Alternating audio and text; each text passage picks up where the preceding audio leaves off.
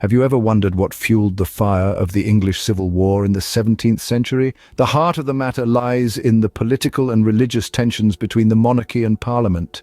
The monarchy was led by King Charles I, a man known for his strong belief in the divine right of kings. This belief, however, put him at odds with Parliament, who were increasingly seeking more power and control over the governance of the country. The tension escalated when Charles made attempts to enforce religious uniformity and levied taxes without Parliament's consent. On the other side of the chessboard was Oliver Cromwell, a key player who would later lead the parliamentarian army.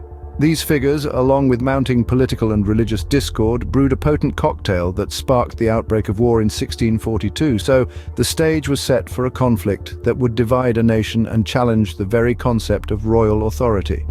As the war ignited, allegiances were tested, strategies were formed, and battles were fought. One of the earliest and most significant skirmishes was the Battle of Edgehill in October of 1642. Both royalists and parliamentarians claimed this as a victory, but the truth was murkier. Neither side was able to claim absolute triumph, and the war raged on. As the conflict escalated, the parliamentarians realized the need for a well-disciplined, centrally commanded army.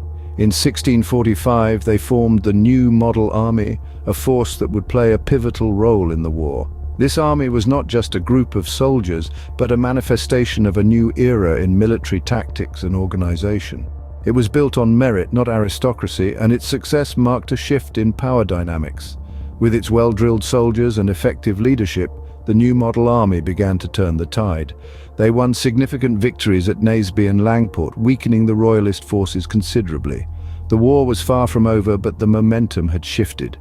The turning point came in 1647 when King Charles I was captured. The king's capture didn't just signify a military victory, it was a symbol of the changing times. The monarchy, which had once been the unchallenged ruler of the land, was now in the hands of Parliament. This shift in power dynamics was radical. For centuries, the monarchy had been the heart of English governance. But now, Parliament had shown that it could challenge the king's authority and win. Yet this victory was not without its consequences. The capture of the king led to a period of political instability and turmoil. It was a time of uncertainty, as the traditional structures of power were upended and the future of the nation hung in the balance. The war was far from over, but the tide had turned, forever changing the course of English history. In the wake of the English Civil War, a new era dawned on the nation. The echoes of battle cries had barely faded when the trial of King Charles I commenced. Accused of high treason and other high crimes, the king found himself facing a fate few monarchs could ever imagine. In a bold, unprecedented move, he was sentenced to death, marking the first time a reigning English monarch was publicly executed. The king's death in January of 1649 was a stark symbol of the seismic shift that England was undergoing, but the death of King Charles was just the beginning.